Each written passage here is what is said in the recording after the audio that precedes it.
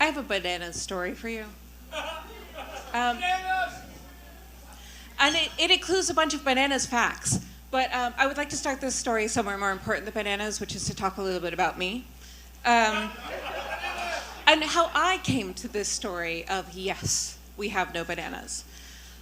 So back in the Halcyon days of 2019, we were hosting odd salon events out in various places in the Bay Area. Sign up on our mailing list if you haven't already, if you're interested in rejoining these events. And back in 2019, we hosted one of these events at the Pardee Museum in Oakland, which is one of my personal favorite museums in that it is the museum that used to be somebody's house that you can just go look at their stuff. And the Pardee Museum does a wonderful thing where they will host a tea and then you do a docent tour. So we took a bunch of odd salon associates and we went to have tea and do a docent tour. And as sometimes happens when odd salon people get together, we were philosophizing about what would be really fun odd salon themes that we could talk about. And one of them that came up was the idea of, what if we just did odd salon bananas? And we came up with 6 talks for that, and this is one of them. So we would have to revisit that if we wanted to do a whole night on bananas. But in the context of that, I had proposed, oh, there's this great song we could do a talk on, which is, Yes, I Have No Bananas. And my friends, I have to confess, in 2019, I had never heard the song. I was familiar with the song because it appeared in this book, which I purchased in 2004, definitely because I liked the cover. Where it was part of a seance ritual in the course of this novel. And so it occurred to me after having this conversation that I should learn something about the song. And what I learned about the song kind of blew my mind, which is why I want to take you also on this journey. Yes, We Have No Bananas is an American novelty song. It was written by Frank Silver and Irving Cohen, and it was written in 1923. It was a massive bestseller. It was a #1 top of the chart song for 5 weeks. It was a sheet music bestseller. It was hugely popular. People loved this song. Everybody knew this song. And just to sort of cut through, in case you also are sitting there like, I'm not sure I know this song, we're just going to listen to a little clip of it.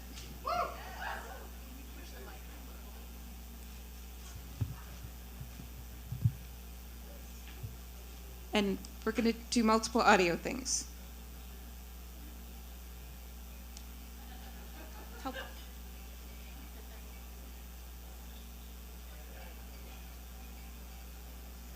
That's a phone.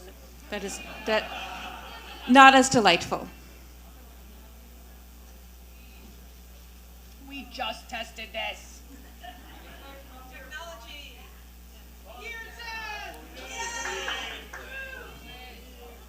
Steen, could you cue up?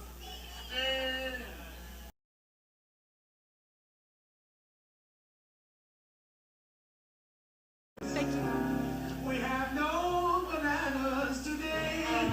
That string.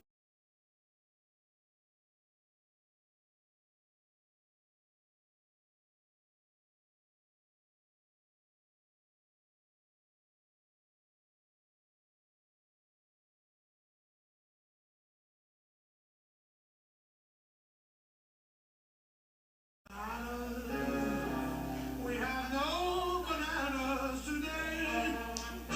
We can pretty much cut it there. Thank you.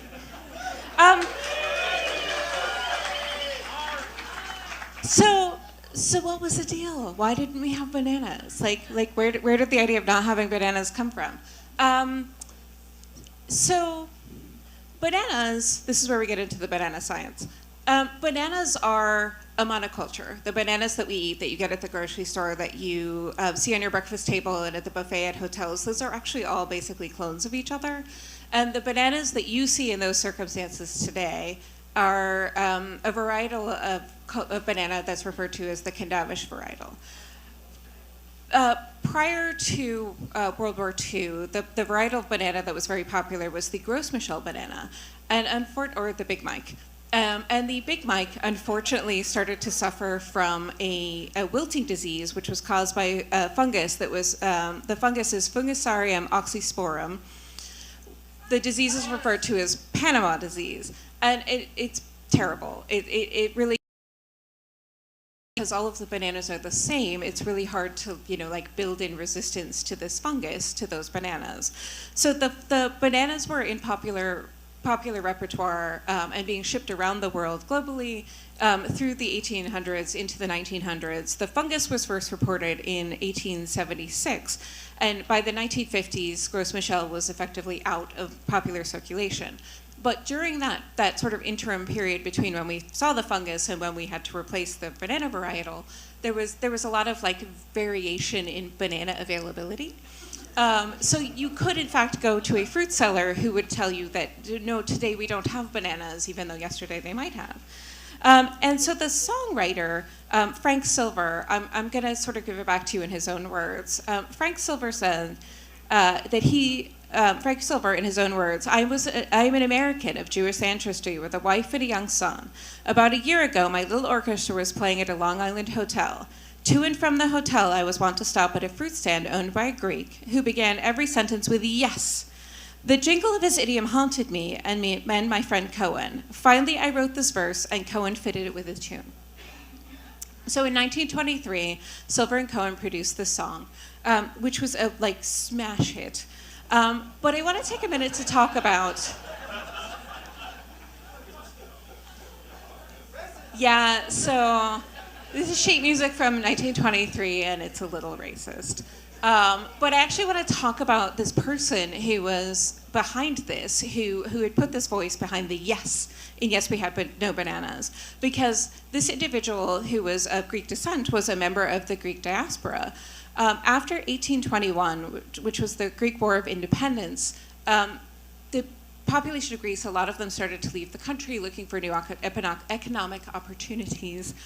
And a lot of members of that diaspora that came to the United States started out working in heavy labor jobs. They were working on the railroad, they were working in construction.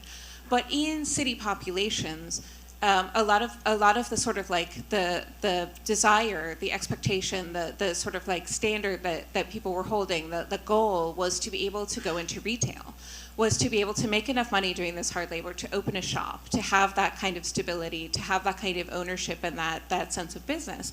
So this fruit stand owner who started every one of his sentences with this yes that inspired the song was a success story. He'd moved through the world, and he had reached that level of success where he owned his own business. So that was this kind of amazing circumstance that led to this kind of catchy tune. And in the context of the catchy tune, the kind of thing that will often happen with catchy tunes, this started to percolate through pop culture a lot. People knew the song at the time. And so it showed up at a couple of places. You might have heard it in the movie Sabrina. Audrey Hepburn and Bogey listened to it when they were out on the Sound, going around on their boat.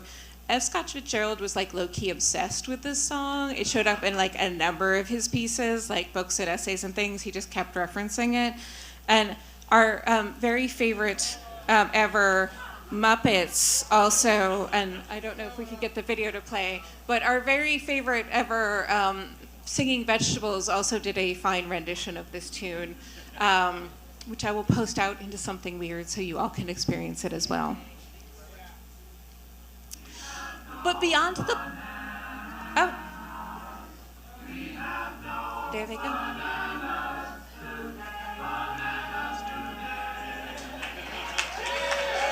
The Muppets. Thank you. But beyond pop culture, the song started to show up in other places too. Like in the context of the outdoor relief riots in Belfast in 1932. So outdoor relief in Ireland, Ireland in the 1930s, unemployment was terrible. It was 40%.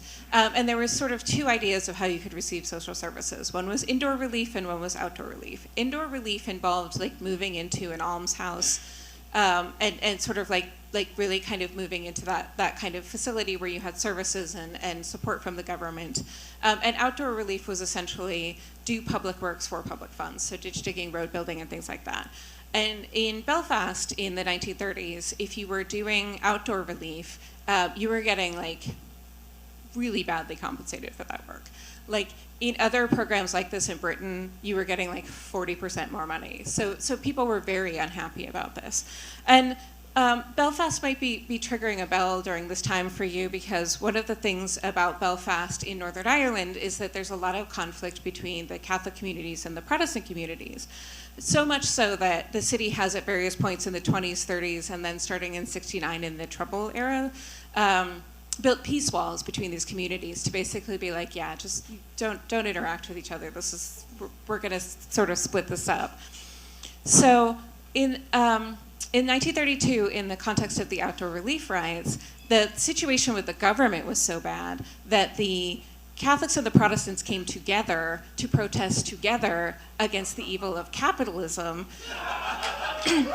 But the problem that they encountered that's specific to this talk is that all of their songs were sectarian, kind of against each other, and they wanted to go out and be able to present themselves like as a unit. And the thing that they came up with to do this was, yes, we have no bananas. And you might think that I'm exaggerating, but they literally titled the book about the Belfast outdoor relief riots after the song. It's not the only time the concept of, yes, we have no bananas has shown up as like this kind of unifying feature. It also appeared in the context of war rationing in World War II in the UK, when fruit imports were not a thing. You just couldn't import fruit. So the fruit sellers would hang the signs saying, yes, we have no bananas, as sort of a culture building societal movement. And that carried into the 1950s in the UK. So I just want to get back to the bananas themselves really quickly, and the Fusarium oxysporum Panama disease that's going on, because you might be wondering, okay, this wiped out the Gros Michel, and now we have the Candavish, and the Candavish bananas are delicious, and I might have had one for breakfast today. But in the context of those bananas, like, how are we thinking about that fungus? Is this still a problem? And the answer is yes, but. And the but here is people. The but here is that there's hygiene procedures and protocols and ways that people are trying to tackle this problem so that the Candavish varietal stays alive. And in addition to the Candavish varietal, other varietals are being shared and populated and circulated. You can still buy Gros Michel, Big Mike bananas in various parts of the world. If you're in Hawaii, you can buy entirely different varietals of banana. There are 100 billion bananas consumed every year across the globe, and we as a species are invested in continuing to have bananas. We love them, and all of the different ways that we can continue to share them together.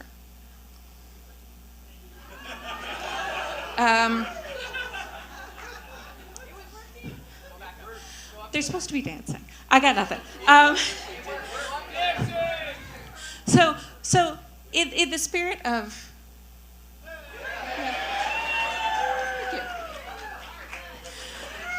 in the spirit of the Dancing Girls, and in the spirit of all of the ways that Yes, We Have No Bananas has appeared through cultural history, from the Muppets to the protests to war rationing and all of these things, I actually want to raise a toast this evening to the kind of the resiliency and creativity of us, like the human spirit, right? To the ways that we can come together with our enemies to fight a greater evil, capitalism, to the ways that we can laugh in the face of peril, to celebrating the ways that we're different, to building radical snow people out in the world just to make a point, to being sort of like cowboy cultural carriers, like all of the different ways that we as humans are able to be together and be creative and be amazing, including in the circumstances where we sing silly songs, and including to all of us and 10 years of a bunch of weirdos telling stories together.